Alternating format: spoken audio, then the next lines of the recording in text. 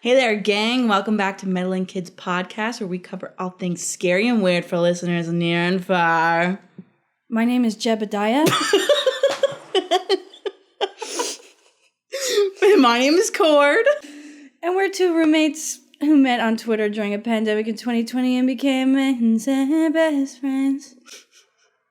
Our mutual interest for true crime and all things spicky and ooky have brought us together to create this gorgeous podcast, whose name is heavily inspired by our favorite cartoon growing up.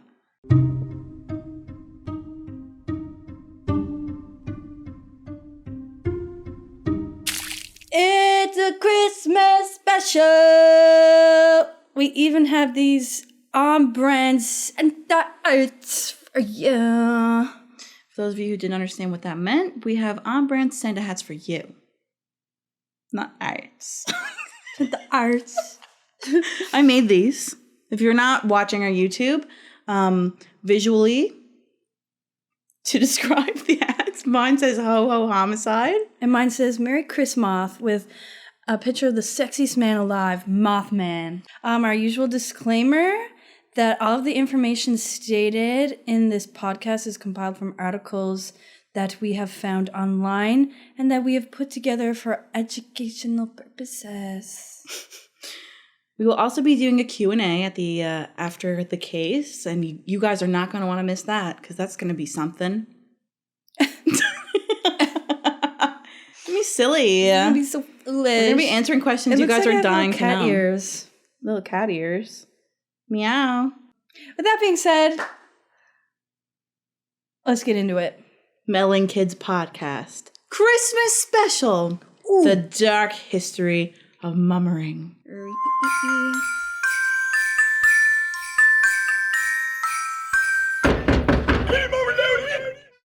Before we get into the dark history, we're just going to talk about where mummering came from. The good, the bright, the light history.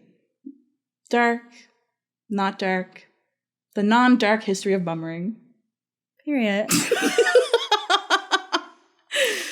Okay, also we're wearing our little mummering sweaters. Yeah. Mine is from Saltwater Designs. Got the mummers going on. And yours is from... Jessica Petton. What's her shop called again? Vicky Duff Dory. Vicky Duff Dory. It says, get in, losers. We're going mummering.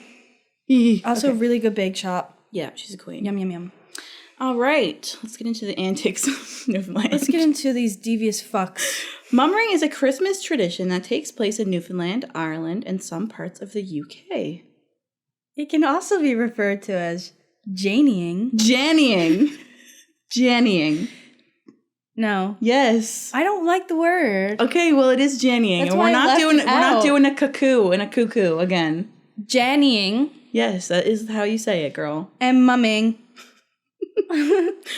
Mummering involves a group of friends who dress in disguise, usually wearing cloths or pillowcases over their heads, not creepy at all, bras over their shirts, and they'll stuff pillows into their clothes, and most likely, I don't know why I said sometimes, an ugly stick will be involved.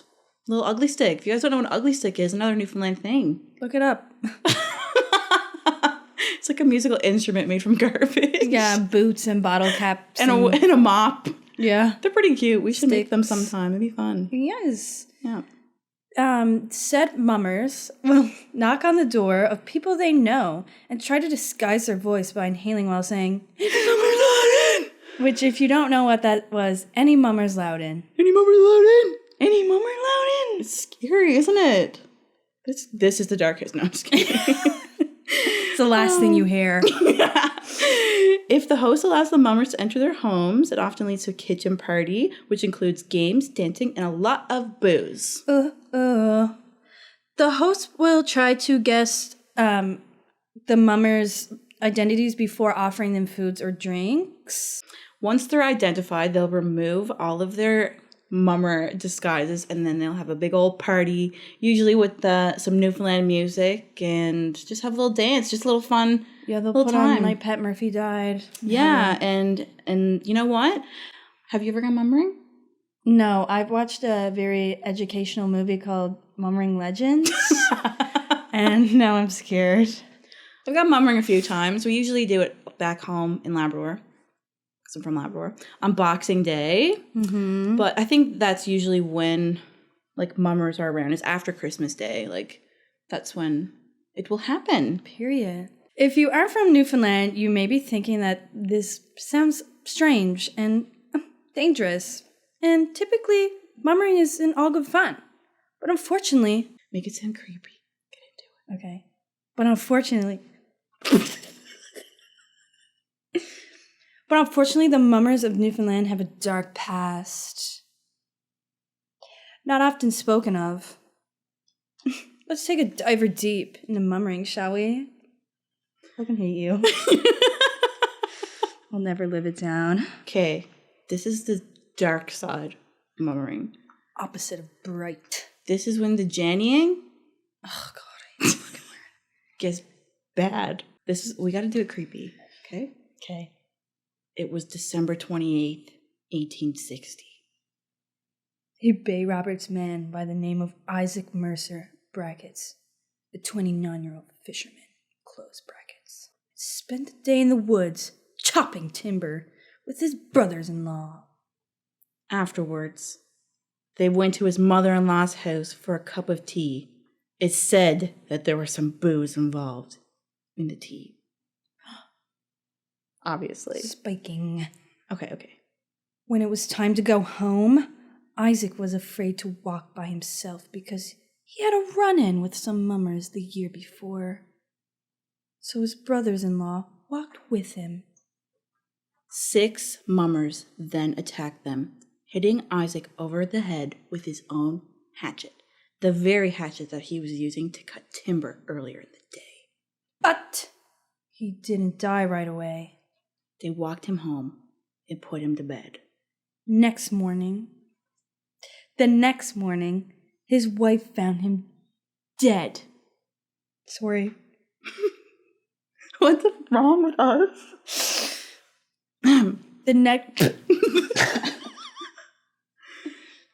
It happened in 1860, so we can laugh about it now. It's like 200 years ago. No, we cannot. I'm just kidding. The next morning, his wife found him dead. They had only been married for 15 days, almost as long as Kim Kardashian's wedding. Newlyweds. More like newly deads. Till death do us part really quickly. His cause of death was a fractured skull. He had been crumpled. Oh, God. The news about his...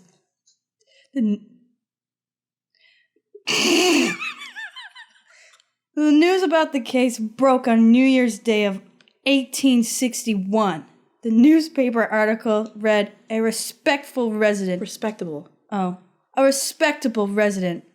beaten by some fellows in the usual mummering skies. Mumming. Bitch, Disguise. let me say my words. Mummering skies. I said disguise.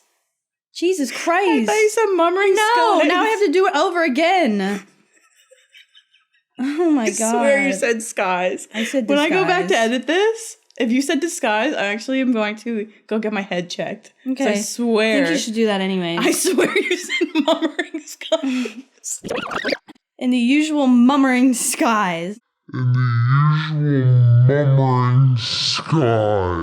Sorry, okay. The news about the case broke on New Year's Day of 1861.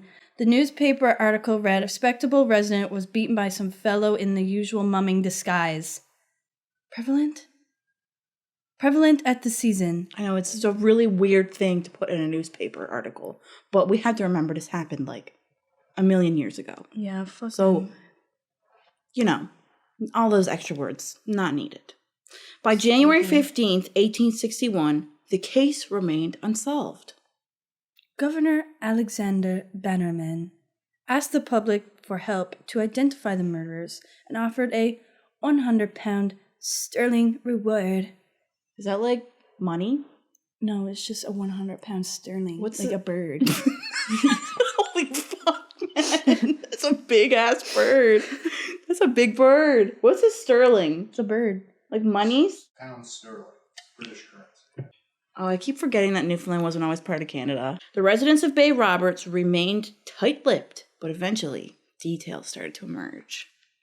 On February 20th, 1861, 3 men were apprehended for their roles in the murder of Isaac Mercer. Are you talking as if we were living in 1860? No. This is how they talked back then. Well, they talk like that. They probably had 32-year-old John Dawson, his 28-year-old brother Stephen, and 37-year-old James Henderson. They were the guys arrested. They were the ones who were arrested. They were the boys. The boys. They were all transported to Her Majesty's Penitentiary in St. John's to await trial. Kyle. James Henderson actually died in the pen before the trial even begun, and I don't know the details on how he died. He just died. He just croaked. I'm not sure how. The Dawson brothers made their first court appearance on May 20th, 1861, but, of course, as usual, it was postponed until November. What else is new, honestly? This was just always the history of the justice system. Mm-hmm. What do you do? Injustice system. November 25th, 1861, the Dawson brothers were free of the murder charge and faced the lesser charge of manslaughter. There was a gorgeous publication ban on this trial, so there was little to no information as to what happened in the courtroom. We don't know why it was manslaughter when they...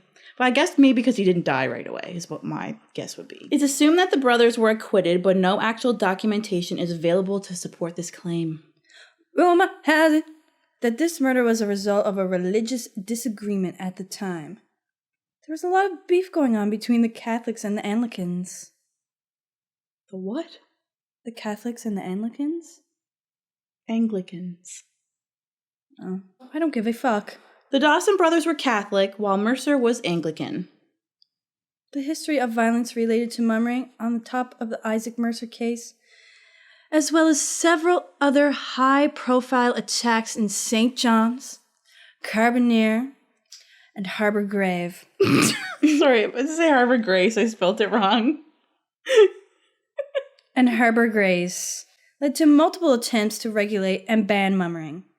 On June 25th, 1861, an act to make further provision for the prevention of nuisances was passed. Jesus Christ. I didn't write this. That was a tongue twister. This is just what is said. I would actually have my hands would sweat so much if I had to read that line. It dictated that, quote, unquote, any person who shall be found at any season of the year without a written license from the magistrate, dressed as a mummer, masked, or otherwise disguised, shall be deemed guilty of a public nuisance. As the violence continued, legislature. I don't know what that word is. I have no idea. Legislator? Oh. I forgot what that word was. As the violence continued, what was it? Legislator? Legislator. As the violence continued, legislator. Okay, I actually can't remember what that word is. Legislator? Legislature. I can't remember. Anyways, law was passed. Okay. I'm just going to say that. As violence continued, laws were passed. As an amendment. God fucking damn it. This is just the legal stuff that we suck at. So anyways. Amendment to the original act on March 27th, 1862. Mummering was made illegal. A law that remained in force for over 100 years. I tried to look this up and I actually couldn't find it, but I don't know if the law was ever lifted, so technically I'm not sure. Mummering might still be illegal. We have parades and stuff though. But it's not that it's illegal, it's just that law, I don't know if it was ever lifted or not. But there is mummering parades, parades. You can go Walmart and we get all kinds of mummering decorations, ornaments, you name it. Yeah. Just don't kill anyone. There's not a whole lot of information on this case because it happened so long ago. Most of the stuff I found was from and it's from here. Yeah. Well, I think she's a folklore expert. She did a thing at the folklore course for Mun. So she talks about the case a little bit. They talked about how he was a fisherman, that he was 29, but I also read an article that said he was 20, so it's kind of hard to, it's, but, it is what it is. Yeah. There was also rumors, stuff I read that meant he could have owed them money, something like that. Yeah. But there is documentation from eyewitness accounts. So I think his wife and one of the brothers-in-law. A quote from her that was really sad was that after she found him dead in the bed, she couldn't go back in the room after. Aww. Like, it was really hard for her. But, only married 15 days? No, it's really sad. So sad.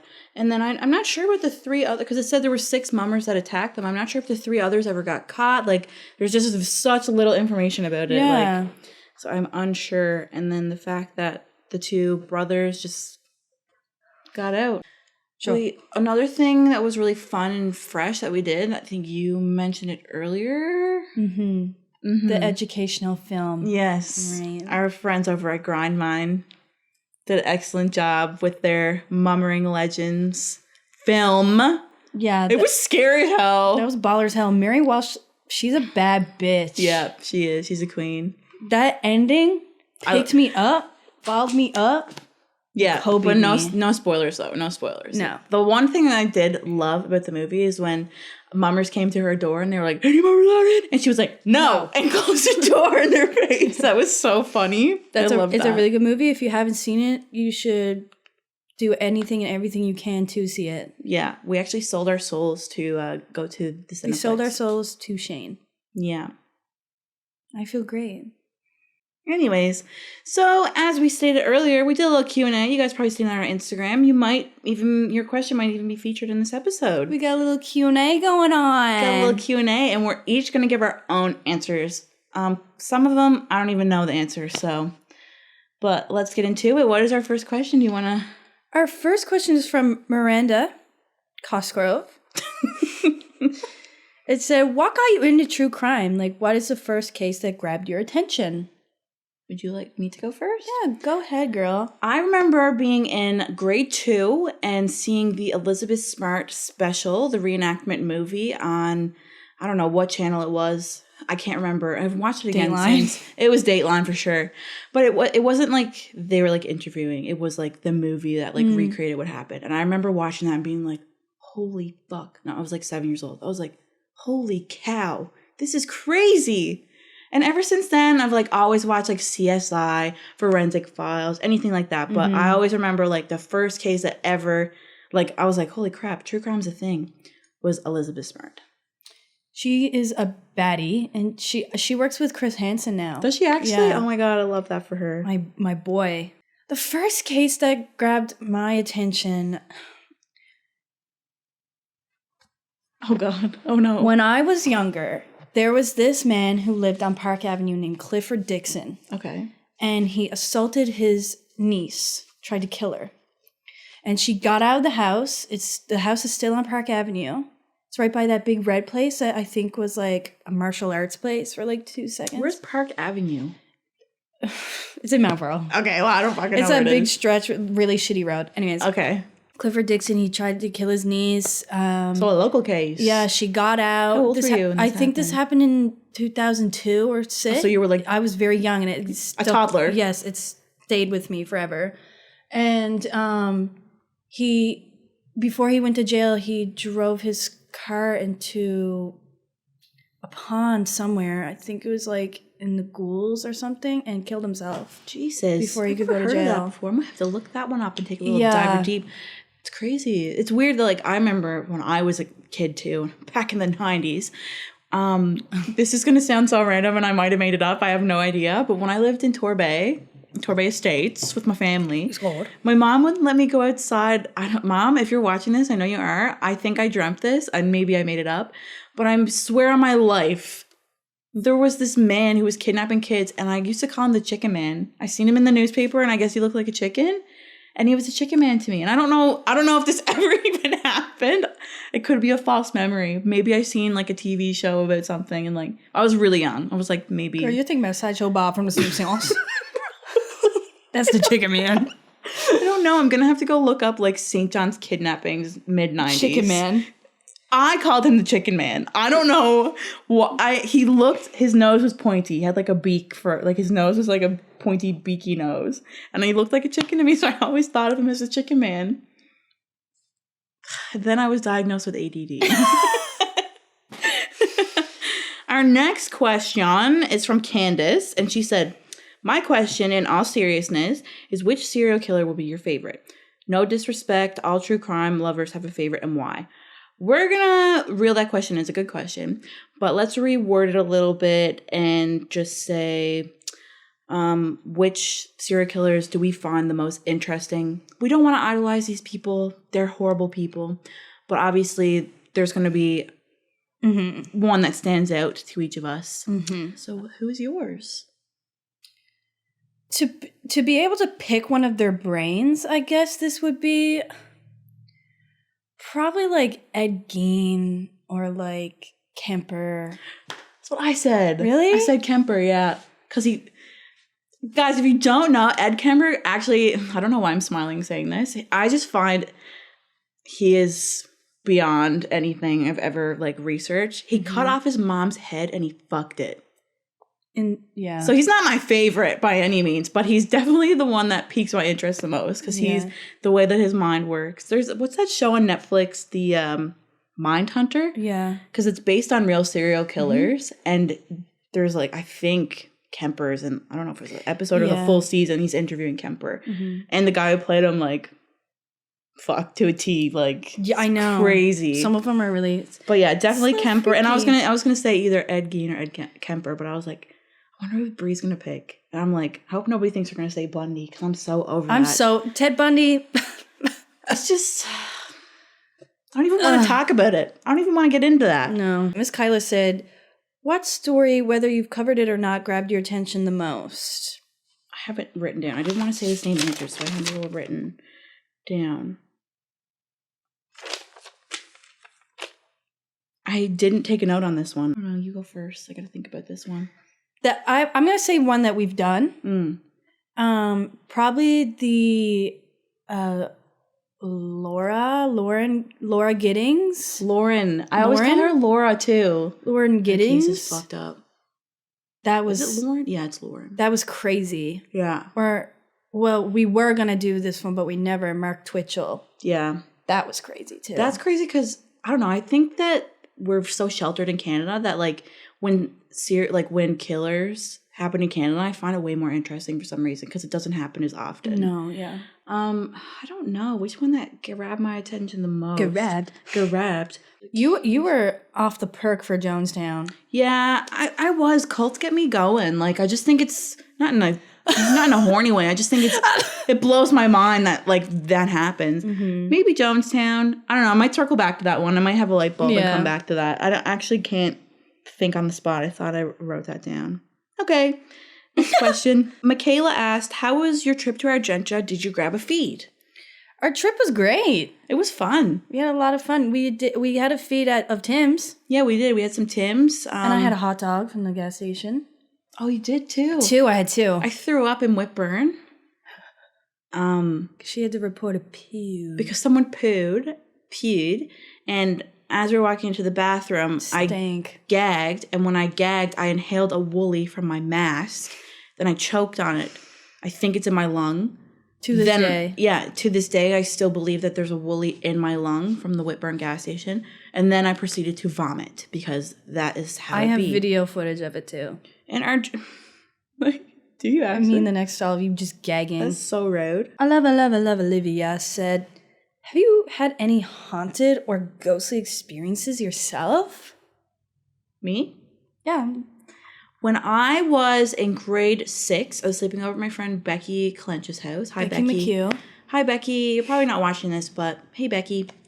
Not our Becky. Our Becky's definitely watching because she's my our friend number Becky one gal from my hometown.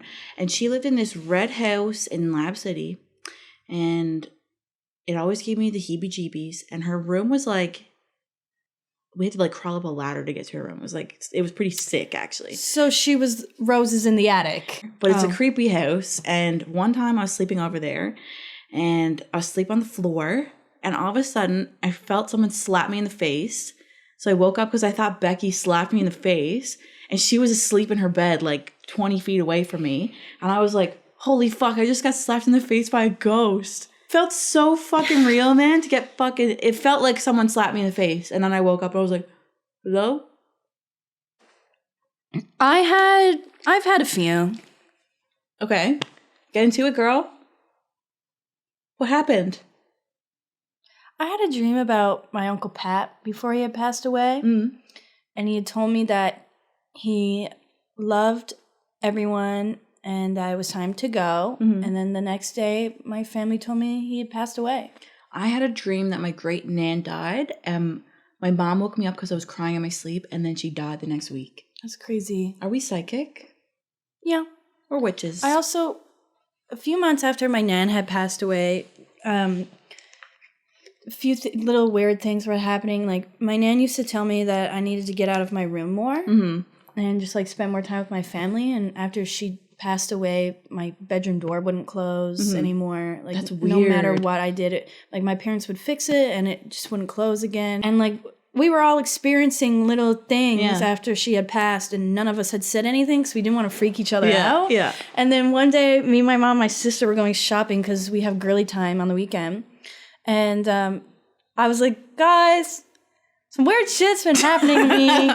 And then they all said the same thing too, and then we all just cried. That's crazy. I've never had like any like bad experience. You've never been with slapped spirits. in the face by a ghost? Not by a ghost, no. Oh. Okay. Next question. Yoda is my cat asked, whose idea was it to start the podcast? It was both of ours. I can't remember how we even got on the topic of it. Like, where did it even come from? It was like a mutual agreement. Oh, there is a question that asks us what inspired us. Maybe we'll wait and get to that one. Or we could just get into that one from now. Yeah, let's tie the two of those together. The one about what inspired us is from Stephanie and Colby. Hi, Colby. It kind of, I can't remember. We moved in together and we talk a lot. Well, we would often, there'd be times where we'd walk past each other's room and be like, hey, you watching the, like, Eleanor Neal's new video or Kendall Ray's new video? Yeah. So we knew we had that, like, mutual interest of true crime. We were watching the same YouTubers, you know, that. I feel like we jokingly one day were like, let's start a podcast or something. I don't even remember. Yeah, and we tossed out these really stupid-ass names. And I can't even remember what the other names were. There was one that was really funny that we said, but then Meddling Kids came up because we both like, you know, Scoobs.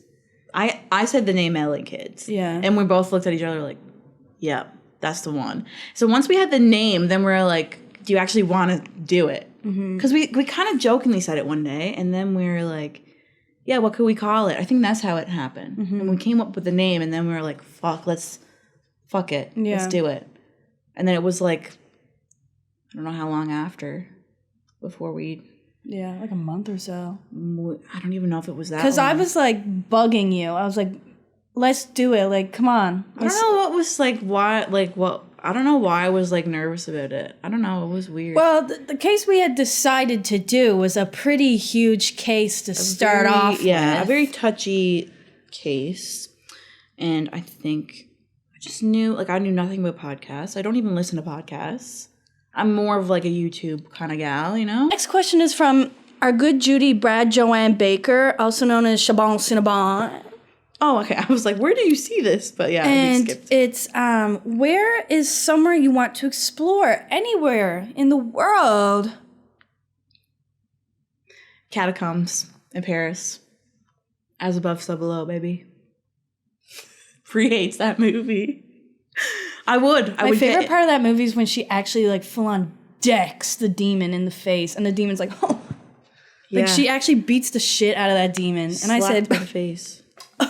Where would you go to explore, Queen? I don't know. The Great Pyramids in Egypt. No, somewhere cool. The house from The Conjuring. I'm gonna pick where I'm sorry, I just keep thinking of places I want to go. There's this island that the Spooky Boys have gone to. Okay. It's like all dolls. What? And this man, he like he collected all the dolls and put them all over the island, and then he died on the island. Do you know what I'm talking about? No idea. I've never heard of that. From J Baby Dubs from Grindmine, big fan. He said, "What is a cryptid you're totally convinced is real?" And for those of you guys who don't know what a cryptid is, it's like the Loch Ness Monster or Bigfoot. Well, I know Bigfoot is real because he tried to suck my cock.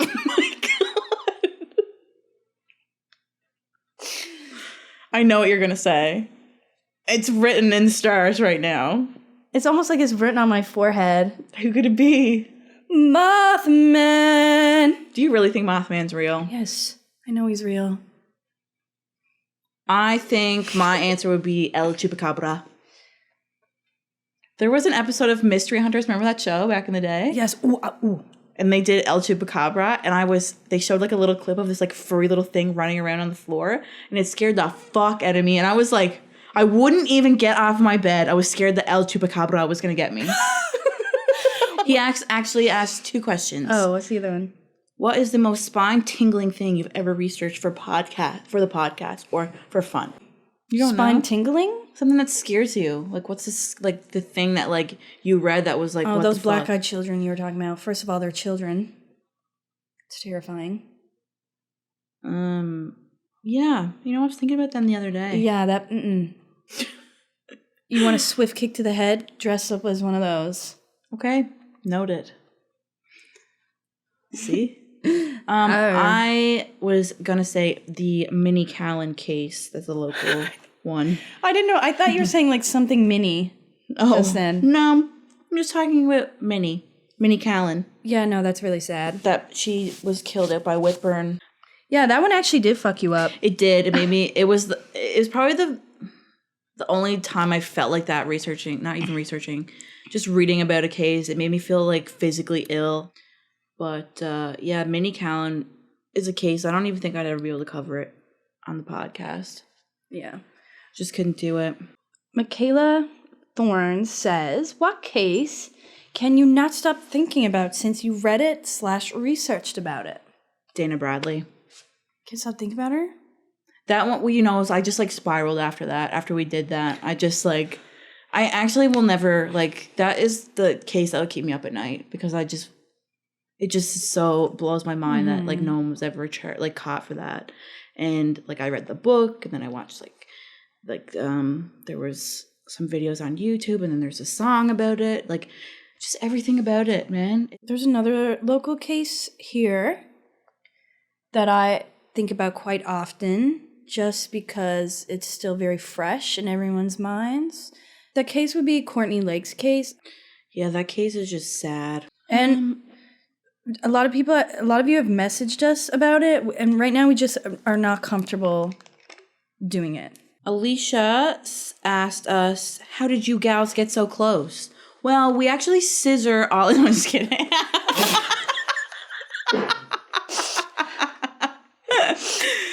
I don't know. We met one time, and then that rest was history. Like, that's what happened. It was the